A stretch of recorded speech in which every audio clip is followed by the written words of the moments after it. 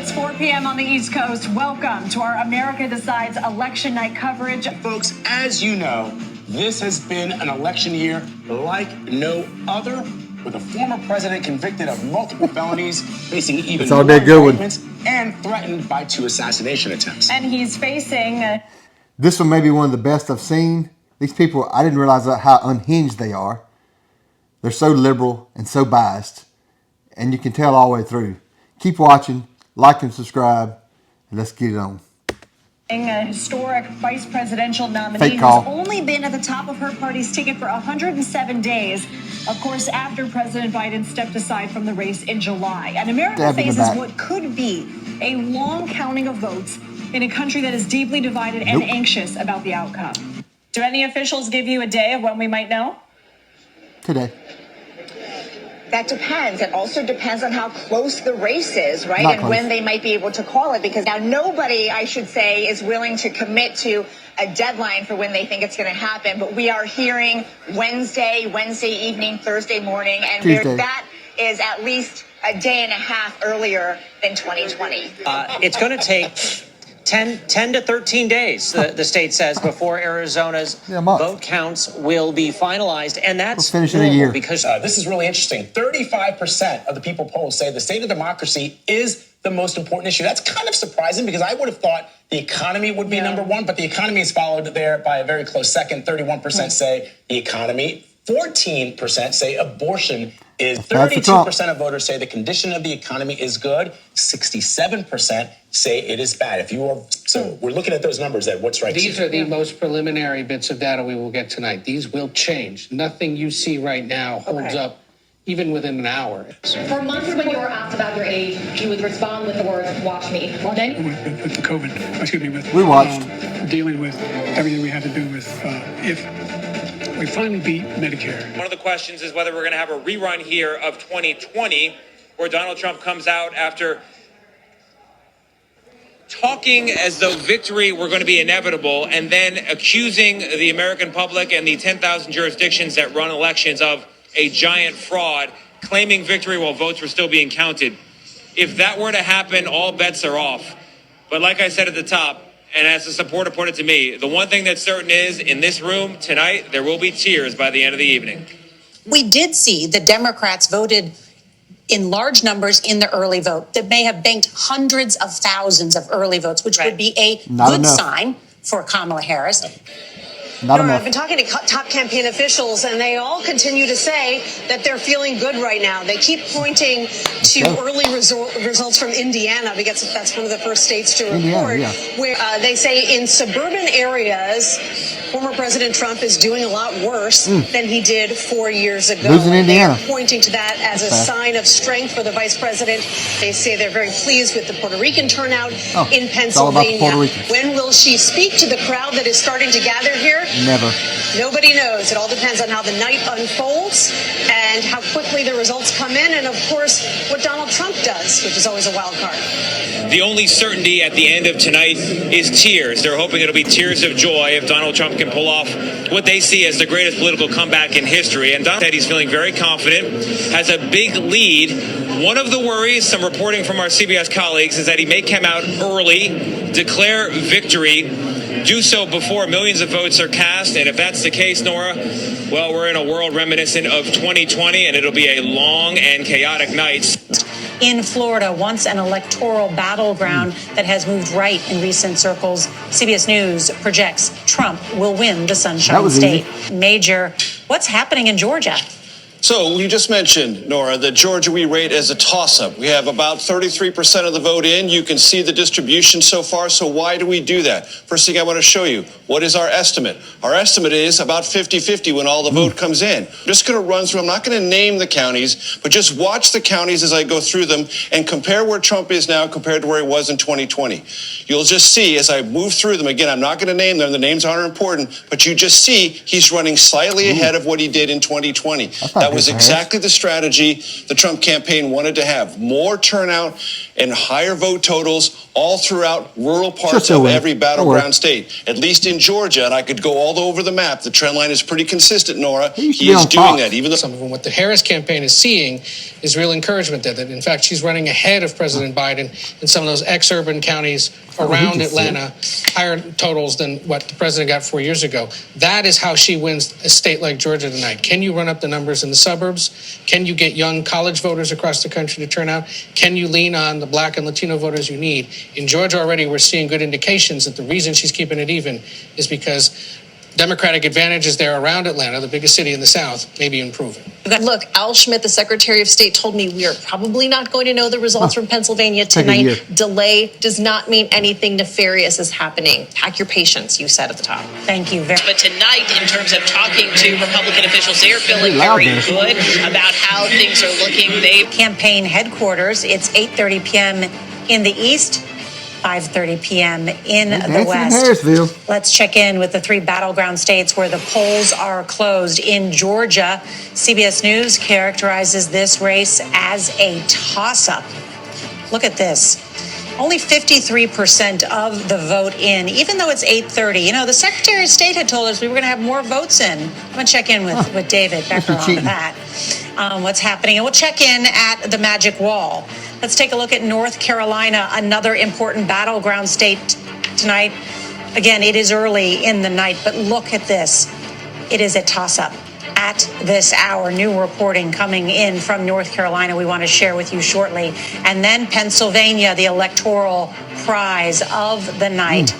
And remember, Pennsylvania takes a little longer to count. But these are the early numbers that are coming in, and CBS News rates this as a toss-up. You know what has been so fascinating to watch in this campaign is how Kamala Harris herself has avoided using gender as something to campaign on. Yeah. And I can't help but think about the difference between this campaign and Hillary Clinton's campaign. I had that symbolic glass ceiling that she clearly did not crack at that time. And here we are with Kamala Harris intentionally almost avoiding questions about and having to answer questions about her gender, that she has not asked voters to see her gender or her race or her ethnicity, for that matter, as a reason that she should get this job. It has been a very clear strategy for her to not campaign on gender. And Nora, there were cracks in the glass ceiling, just didn't get shattered. Some cracks, exactly. I remember that speech. Yes. You were there. You came late, exactly. If you dive deeper into these gender numbers, there's some real concern for Democrats. Let's start with Latino men, for example.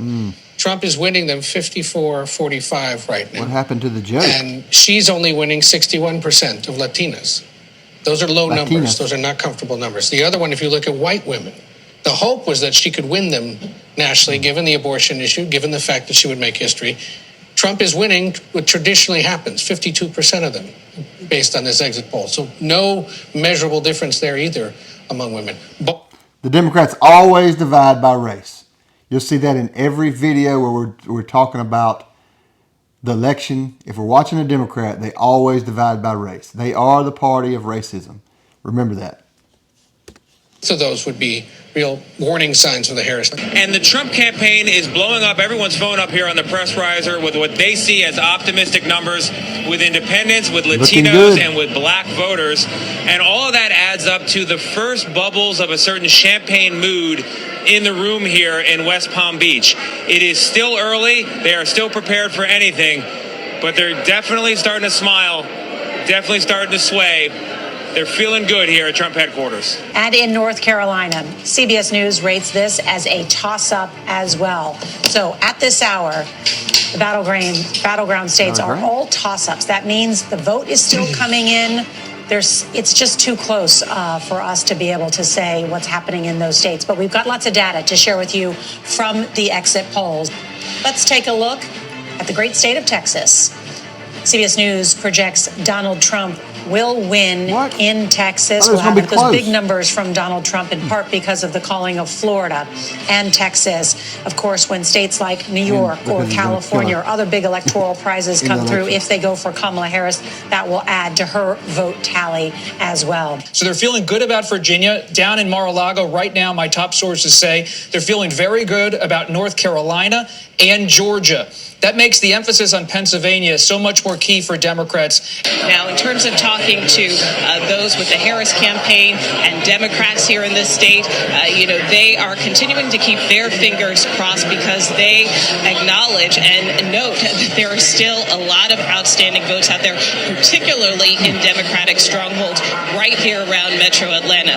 Places like Fulton, DeKalb, and others where they feel they will pick up some more numbers and pick up some more steam. So they are continuing to watch and wait these returns as they come in. DC and Ed, I know it's still loud there as many people are celebrating and waiting to potentially hear from the vice president, but what are you hearing? It's not loud at all. Hi, Nora. It is a celebratory mood here in Washington, D.C. on Howard's campus. Every time the announcement comes of a state won by Kamala Harris, there are huge uproars and applause. And, of course, when Donald Trump, in fact, wins a state or projected to win a state, there are boos. But we should note what we've been hearing throughout, and as we've been saying all along, it is really down to those crucial states. At the early part of the evening, it seemed, and I talked to the National Urban League, the National Action Network, and the NAACP. They were all excited about the turnout as we've gotten deeper into the night. Some of those states didn't hit the projections they wanted to see, only by a couple of percentage points. And so the black vote, while it turned out, particularly in Detroit, in Atlanta, and in Philadelphia, there is still concern that it may have been a little softer than they wanted to see, but it is, as you all have been saying all evening long, still very early, and we'll have to see some of we will just have to wait and see how the black vote starts to roll itself out and the impact it will have. But what you end up happening is a population of people are in this room and in many rooms like them all over the country who think they won in 2020, think they're winning again here in 2024, and think the only way they can lose is if there is cheating. And so but when you talk to people here, they say, yeah, we are also concerned about violence by Democrats. And their imagination, what's going to happen tonight and in the days ahead, is potentially riots in blue cities. Nora. And all you have to do is look at our nation's capital, which is boarded up and fenced up in anticipation of some of the concern about what is ahead. Tony DePer just in from the CBS News data desk. CBS News projects Donald Trump will win the state of Ohio, the home of his running mate, Senator J.D. Vance. But still, a lot of votes have not been tabulated just yet. The UAW president took the stage not too long ago, encouraging people, trying to create that celebratory mood, telling me earlier today that they feel confident in the strides that they've made, knocking on over 300,000 doors in the last couple of weeks of this campaign. 7 states, they are all toss-ups. At this hour, let's take a look at the peach state of Georgia. At this hour, you can see 86% of the vote in, but we're going to get North Carolina. As you can see, about 80% of the vote in the Tar Heel state.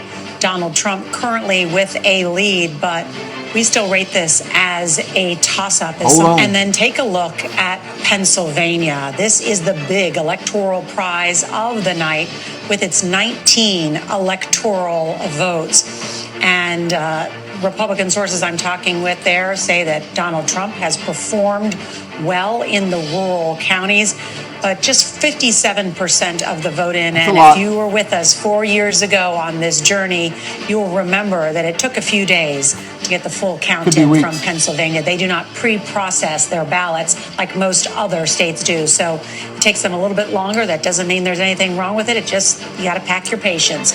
We have but first, CBS News projects that Iowa is for Trump, that the former president has won the state of Iowa. You see just a little bit more than half the vote in there. There had been that poll by the Des Moines Register suggesting that she was doing much better than expected, but Iowa, a reliably Republican state there, and those 6 electoral votes now in the Republican column. Coming on the air with some breaking news in Georgia.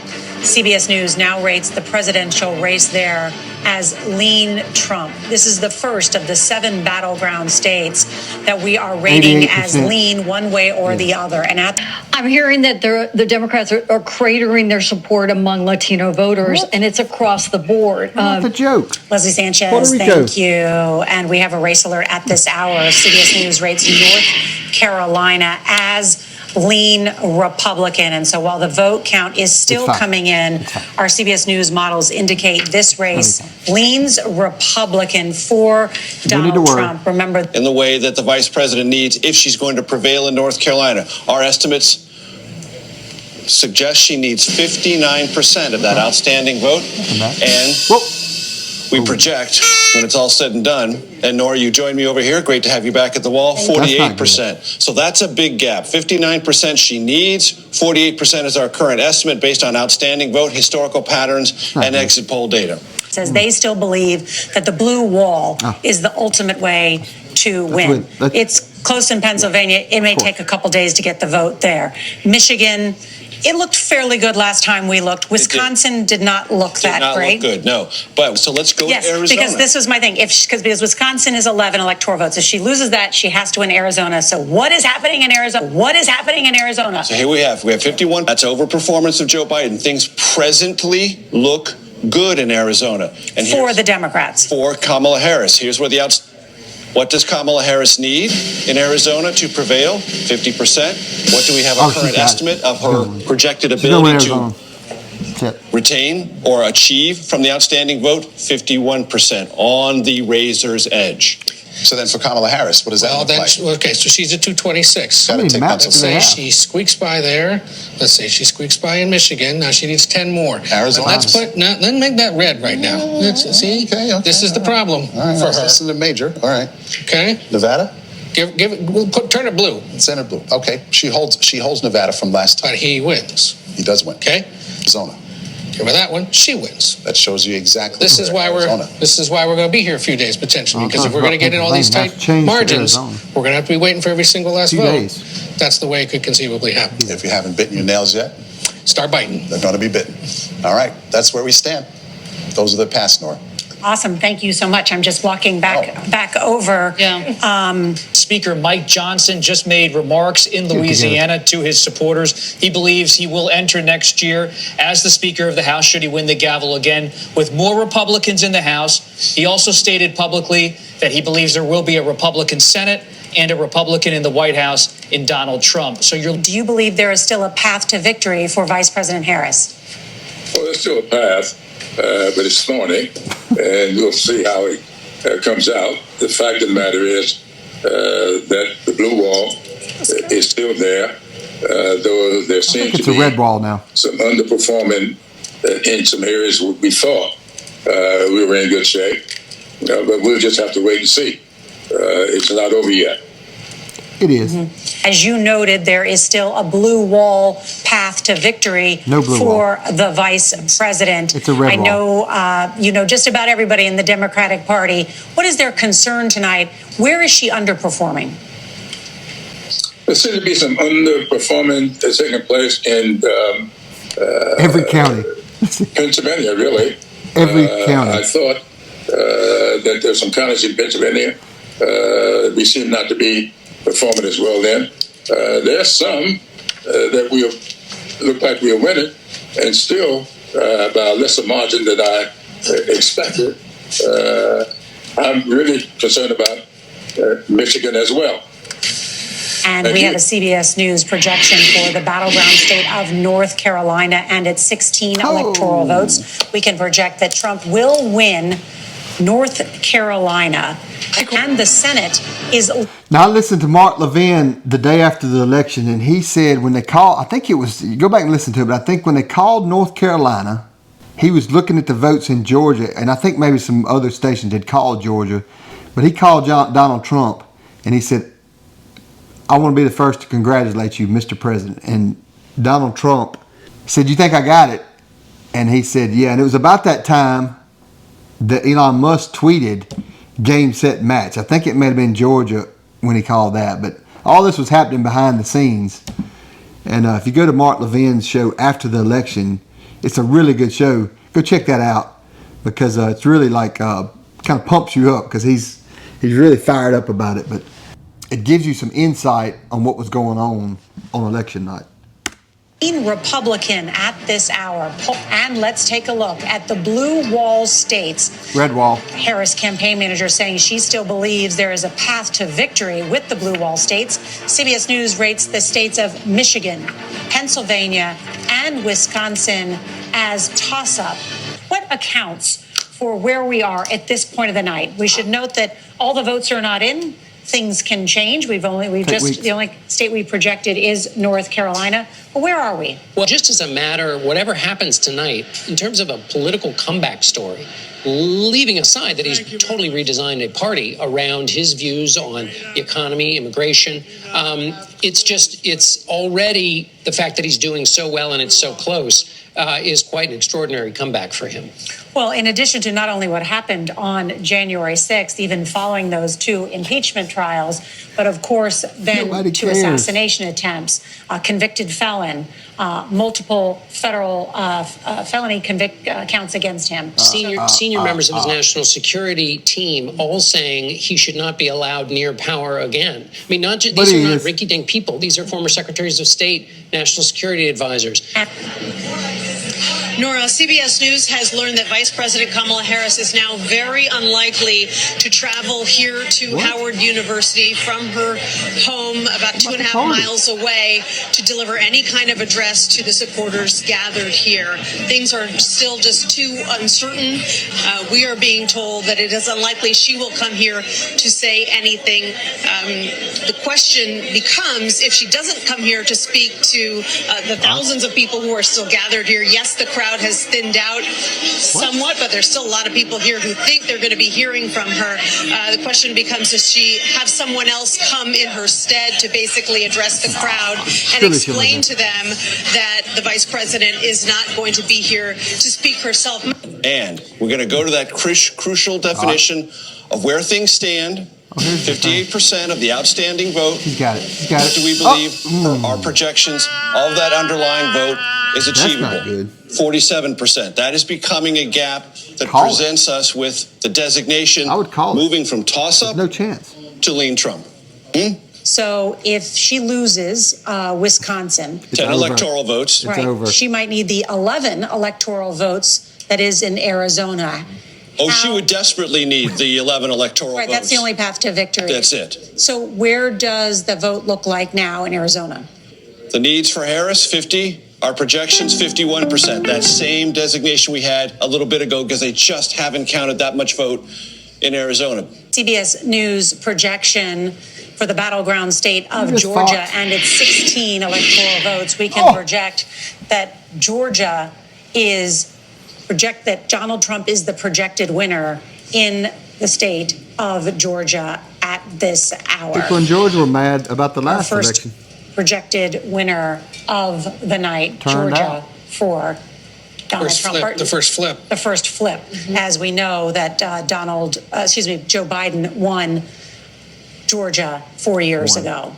That's significant. Pipe burst. I know that as we watch the crowd disperse and wait for word from the Harris campaign about what is next, we enter this late morning period where votes are just still being counted. In Pennsylvania, it could take a couple of days. Welcome back to CBS News Election Night. You're seeing video of Trump supporters reacting to a projection that the former president will win the state of Georgia. As we see that Donald Trump has won Georgia and North Carolina, the path narrows for the vice president as you have rated Wisconsin as lean Republican. So many people are asking what's going on in the blue wall. What's happening is that not only is turnout a little bit down, but Harris's margins are a little bit down from Joe Biden's in 2020. Welcome back to CBS News Election Night headquarters in New York. It is now 1 a.m. in the east, 10 p.m. in the west, and polls are now... At this point, Pennsylvania's already been called by Fox. They called it at 90%. CBS just holds on and holds on and holds on.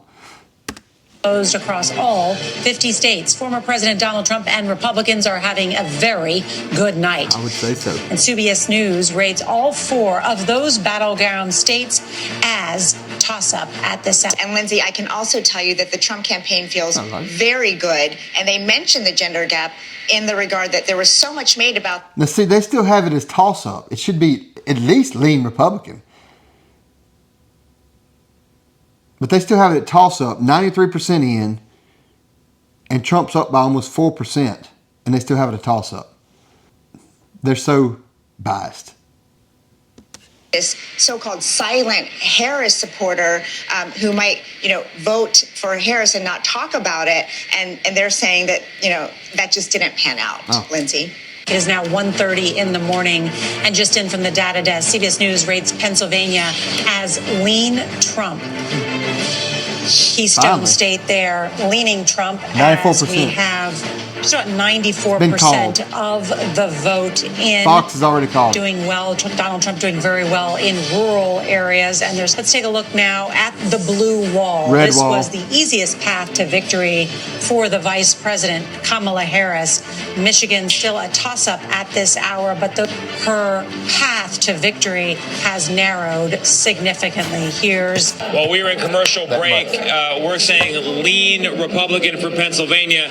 Meanwhile, Fox News, which is playing on the monitors here behind me, they have called that race for Donald Trump. And when that moment happened, it got loud in here. There was a roar. There was reverberations. The phones came out. What went wrong for Democrats tonight?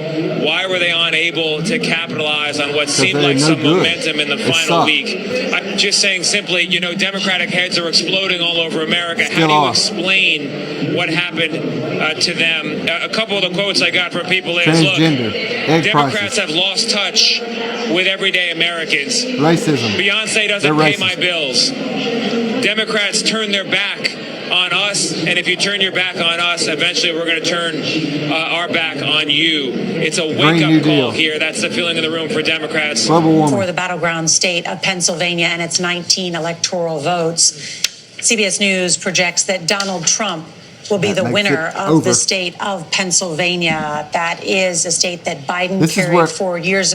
This is where the meltdown really starts happening. They start talking about January 6th, all these things. They go kind of start pouting a little bit. But Trump won in 2016, a major projection, and that essentially closes the pathway for Kamala Harris and the presidency. It's interesting. When attack, deny, never admit defeat, and never apologize. And people seem to think that is what he continues to do in all areas of his life when he is faced with a problem. And that seems to have served him well as we sit here tonight. It's interesting, when we started the night, guys, we kept saying it's going to be a long night. We're not going to know anything today. Certainly not Pennsylvania. And now we're sitting here a little after 2:00, and it looks like that this race is over. And that we were bracing collectively, I think, as a country for Donald Trump to preemptively declare victory. And I don't know that this is so preemptive at this point. And while he doesn't have everything he needs to win, should he win, he'd be the oldest man ever elected and the second man to be elected at different times. And what happens to Republicans who may not be okay with the way Donald Trump behaves or some of his beliefs? Are they just totally out now? And kick them out. Now, Donald Trump, along with his wife, his vice presidential pick, his son Barron Trump, who we rarely see, and cast his first vote today for his dad. Morning, it is 3:30 a.m. in the east, 12:30 in the west. We have been on the air for 9 hours straight covering this election, and it has been a very big night for Donald Trump and the Republican Party as the former president appears to be headed for re-election. He declared victory in the past hour in a speech to supporters in Florida.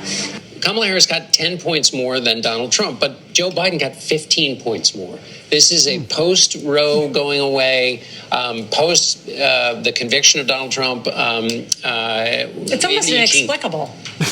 Well, it's going to require a lot of, there'd be a really interesting conversation because that 45%. That exactly 45% for Donald Trump. He got 32% in 2020. And I remember before that, George W. Bush had the high water mark at 40%. Right. What about the joke? And one of the things that we have heard about the people surrounding Donald Trump is the idea of retribution. And he has talked about retribution. There has even been a so-called secretary of retribution. As we can see, if you've been watching the news, Trump's not retaliating against he doesn't have an enemies list. He's not retaliating. But there is a lot of suspicious things with the money that they're finding, where they may go after people, but it won't be because they're retaliating. It'll be because it's justified. These people are crooked. They're corrupt. They've been stealing your money and my money.